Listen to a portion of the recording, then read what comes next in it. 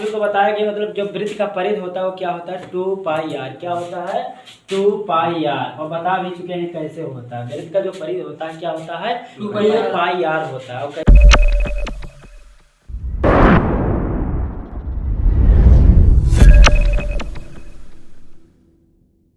अब कैसे होता है ये चीज जो है एक्सप्लेन किया गया।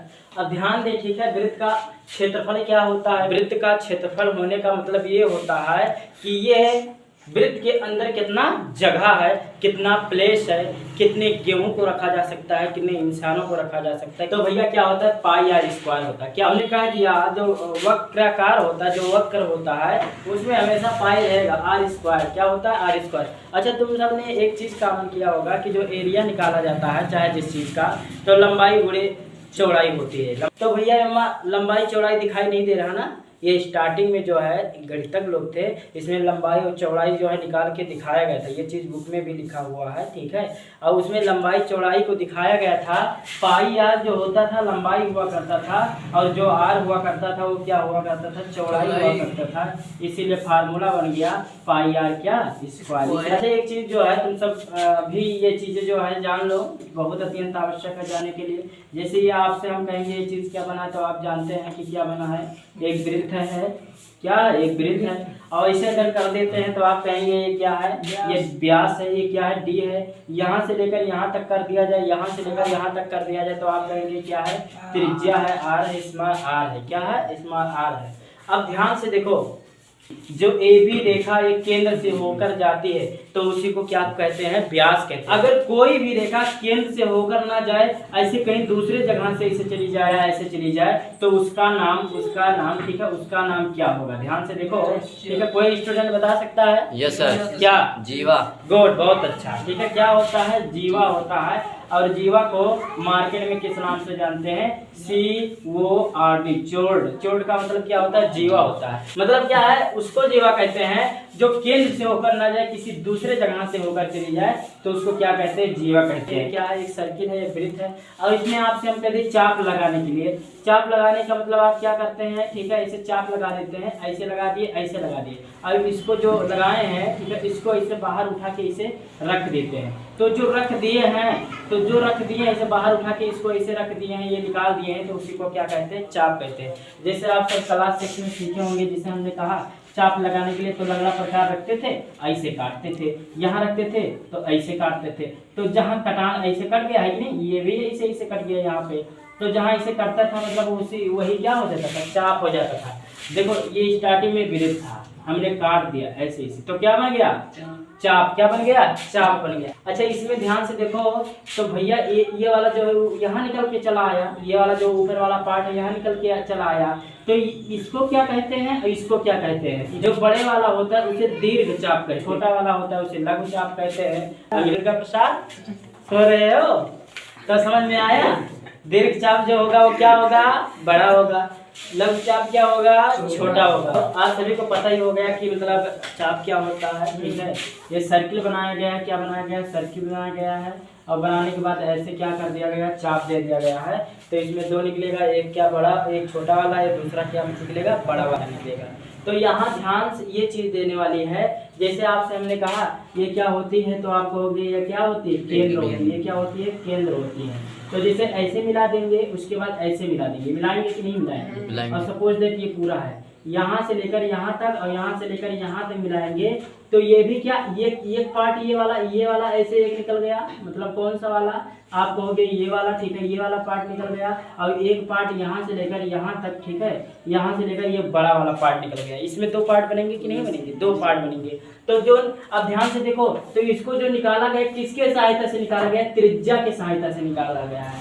किसके सहायता से निकाला गया है, त्रिज्या के सहायता से निकाला गया है। और यही दोनों रेखा को क्या कहते हैं त्रिज्य खंड कहते हैं। इसी को क्या कहते हैं त्रिज्य खंड। मतलब त्रिज्य का क्या हो गया है खंडन हो गया। जैसे ये ऊपर निकल गया और उसके बाद जो इधर वाला होगा, मतलब ये वाला भी तो बचेगा, इसको ऐसे ही करके रखेंगे तो उसी के ऊपर हो नहीं जाएगा, हो ही जाएगा है कि नहीं। तो ध्यान से देखो, तो ये क्या कहा जाता है त्रिज्य खंड कहा जाता है। तो ये मध्य त्रिज्य खंड बन गए, एक ठो ई वाला बन गया, एक ठो ई वाला बन गया, एक ठो ई वाला बन गया, एक ठो ई वाला बन गया। तो जो बड़ा होगा उसका नाम क्या होगा दीर्घ। क्या होगा? त्रिज्य चाप कैसे होगा? क्या होगा? त्रिज्य खंड होगा। क्या होगा? दीर्घ त्रिज्य खंड होगा, क्योंकि त्रिज्य खंड को लिया है और इसके पहले किसको लिया गया था? चाप को लिया गया था। ठीक है, अब भैया इसका नाम क्या होगा? तो आपको लघु त्रिज्य खंड होगा। अब देखो जैसे ये क्या है, ये क्या है? तो आप कहोगे सर जी ये हम जानते हैं कि ये क्या है, वृत्त है। और वृत्त का ये भैया हमने आपसे कहा ये वृत्त है, और वृत्त का ऐसे मैंने चाप दे दिया। आप केवल क्या कर रहे हैं? चाप दे रहे हैं, ऐसे चाप दिया और उसके बाद ऐसे चाप दिया। चाप यहाँ रखते हैं या का ऐसे काट दिया गया, काट दिया गया ना। तो यहाँ जब काट दिया जाता है तो क्या कहा जाता है? चाप कहा जाता है। मान लेते हैं कि ए बी दो ऐसा बिंदु है जो कट गया है, वही का कहा जाए? चाप कहा जाए। ठीक है, तो भैया ध्यान से देखो, तो इसे जब काट दिया गया। अच्छा ये चीज बताओ, कोई भी पॉइंट कितने डिग्री का लेता है? तो आप चिल्ला के उठ कहेंगे 3 से 7 डिग्री का लेता है। कोई भी पॉइंट कितने डिग्री का लेता है? 3 से 7। आप कहेंगे 3 से 7 डिग्री का होता है।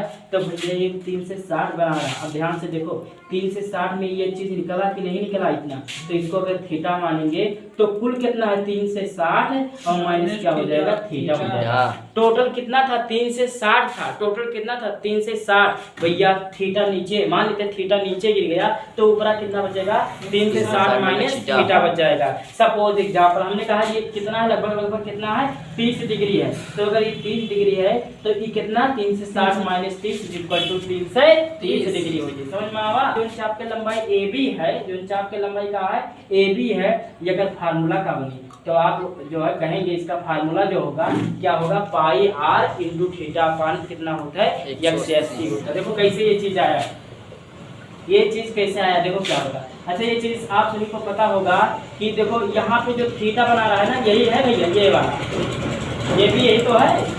एक जो बिंदु होता है वो 3 से 60 डिग्री का कोण देता है, और ये अगर थीटा है तो ये देगा 3 से 60 माइनस थीटा। तो यहाँ जो है वो बेसवा कितना है? तो आप कहेंगे बेस जो है 3 से 60 डिग्री। उसके बाद क्या निर्धारित कर रहे हैं? तो आप कहेंगे थीटा निर्धारित करें, थीटा यहाँ हो जाएगा।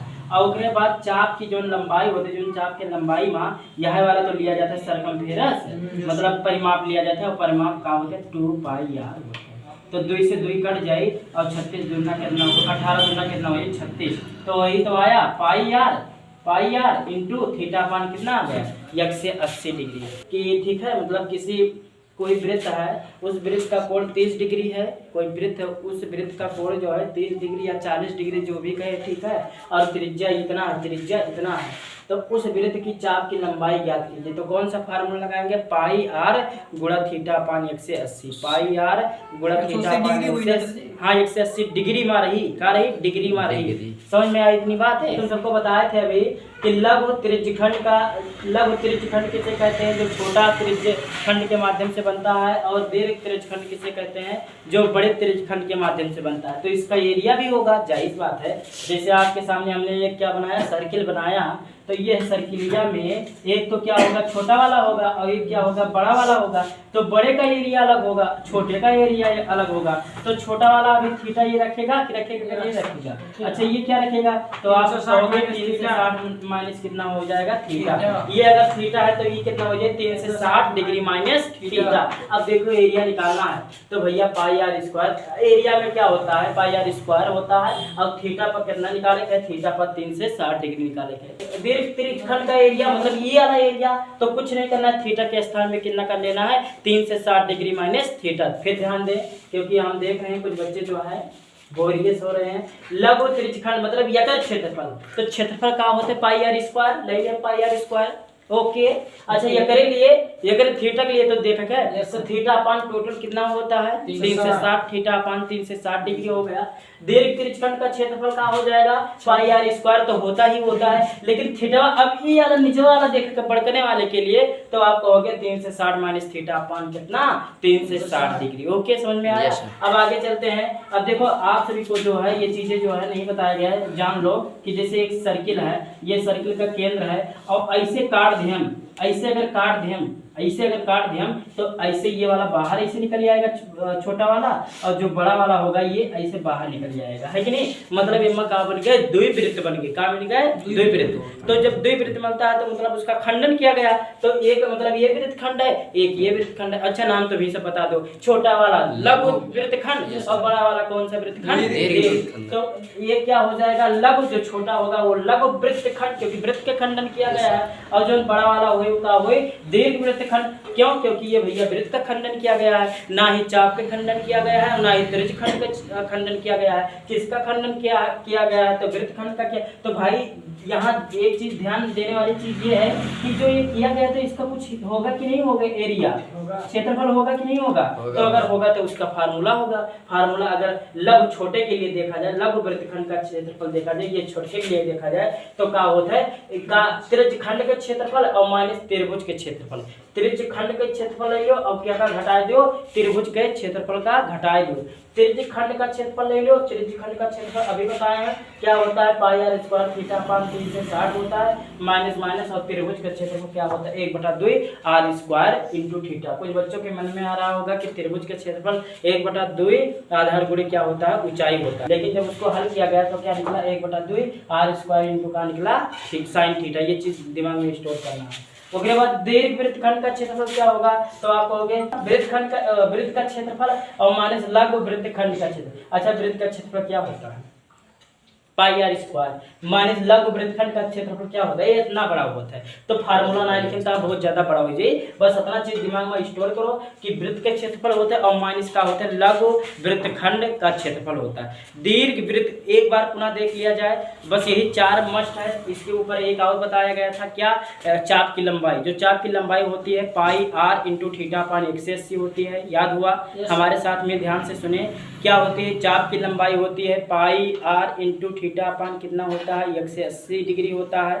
चाप की लंबाई क्या होती है, पाई आर थीटा इंटू थीटा बटे क्या होता है 180 होता है। आगे जब चलेंगे तो त्रिज्यखंड जो है 2 प्रकार का होता है, एक लघु त्रिज्यखंड और ये दूसरा क्या होता है दीर्घ त्रिज्यखंड। तो लघु त्रिज्यखंड का जो एरिया होगा वो पाई आर स्क्वायर तो होगा ही होगा और थीटा अपान 180 कर देना है। दीर्घ वाले के लिए क्या होगा, बस थीटा के स्थान पे 3 से 60 माइनस क्या लिख देना है, थीटा लिख देना है और सेम रहेगा। लेकिन उसके बाद आगे चलेंगे तो वृत्तखंड मिलता है, वो भी 2 प्रकार का होता है, एक लघु होता है दूसरा दीर्घ होता है। तो लघु के लिए बात किया जाए तो लघु के लिए बात अगर किया जाए तो वृत्त मतलब जो होता है लघु त्रिज्यखंड का क्षेत्रफल और लघु त्रिज्यखंड का क्षेत्रफल और माइनस त्रिभुज का क्षेत्रफल। तो लघु त्रिज्यखंड का क्षेत्रफल क्या होता है, तो आप कहेंगे पाई आर स्क्वायर थीटा अपान कितना होता है 3 से 60 और माइनस त्रिभुज के क्षेत्रफल 1/2 into r square into sine theta.